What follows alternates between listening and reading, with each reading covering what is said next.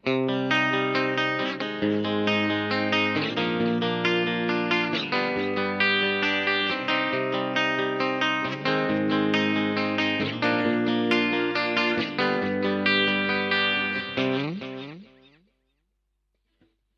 po na agatay.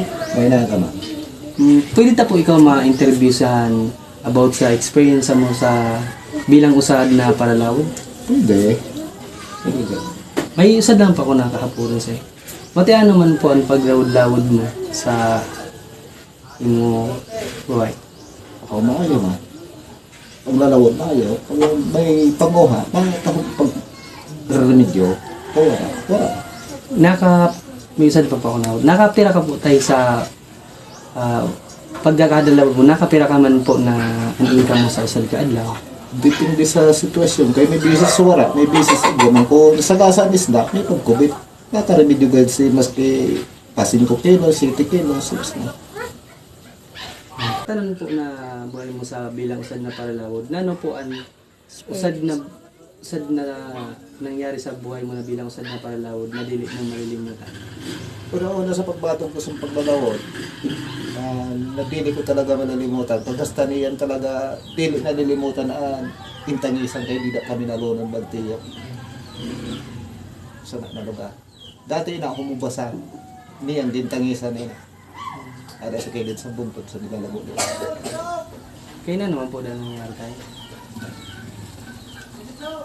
Pamisan to sa naglalawod, puro di bila pa lang ang sakayan, dili lumakin. Kaya lang kay inabot kami sa ratsyada, kumalot ang among sakayan. Dagko po sa natayan balo. Karon po kaya niya. Ako sa dili pa ako maarang lago lo simbang sulo. Pero kung may kaupod ako, may makalalay sa ako. Aram po kung hain nalugar nga bulalawod ako. Kaya lang kaya antiyo ko di man maara mag timon, ako lang ano to sa oras, siya nagbubugsan. Kaya sa ito na intro, inabot kami sa amihan, nalunod kami. Kaya hindi ko talaga yung malimutan. Balita ko tayo na nabanggaan ka daw sa usad na pampasahero na sarakyan. Diliktad talaga yung maiwasan kay usad sa bisis na bibirada man ako dito lang sa higa doon. Kaya lang kay talikod ako nahali sa pulan sailing race. Nakita man ako nagbibirada ko. Apiki na sa ako na lansya. Kaya dili na ako makabugsay para bumugsay. Pinagkariyan ako kayo. Kundi ang din iwasan ko na lang kaya ako lumukso ang palti kay puros kargadong simento na dili ako tamaon. Sa pagkabanggay sa ako, hindi ko to sa kayan. Ano akong tanan na gamit? Tapok. Na-rescue ka man po ninda? Oo, pero harayot na. Siguro, apiki na sa tungod sa bagasay ko, ang tisinda pinabirik ni Dorido. May Dorido. Kaya kung nila si May Dorido, binayaan pa sigurado ako. Kay kargado sinda, gusto nila dumuong na, di na sinda makapabirik kay may balod-balod man. Kaya sabi ni Manay Dorido, kung dili ni ito balik, kung problema ni ito, kitawid to. Kaya binalik ko nila, kinarga sa kayan ko sa silindres gihapon. Kay lunod naman. Salamat po tayo sinuda mo.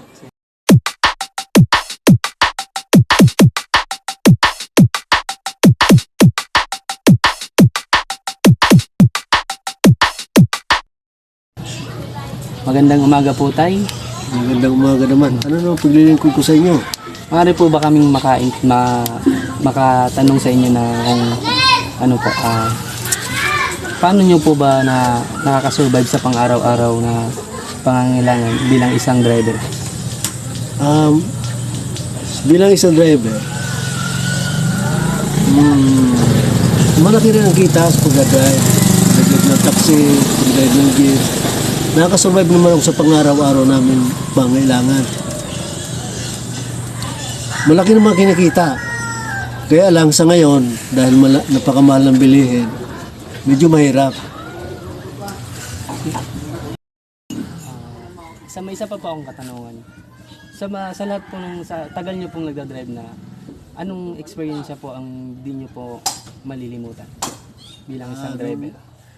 Nung binangga ako ng isang pampasahero jeep, nung dala kong taxi, binangga ako nila. Muntik, ako pang suntukin sana, buti na nasalag ko.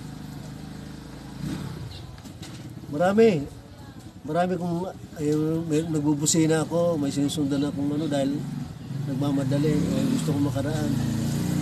Isa, nagalit pa yung driver na isa. Pero puro pasensya lang. Kailangan lang ng pasensya sa pagmamaneho.